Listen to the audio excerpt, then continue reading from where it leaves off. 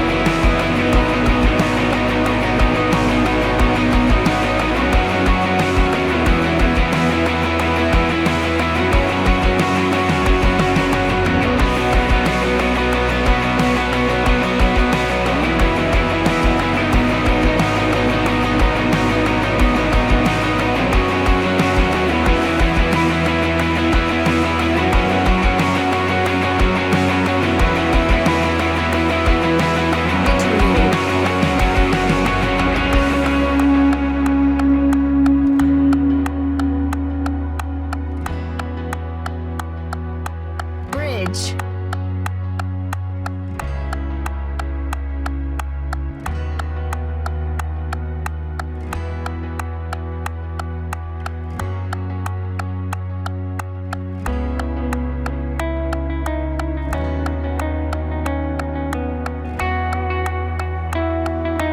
Repeat bridge.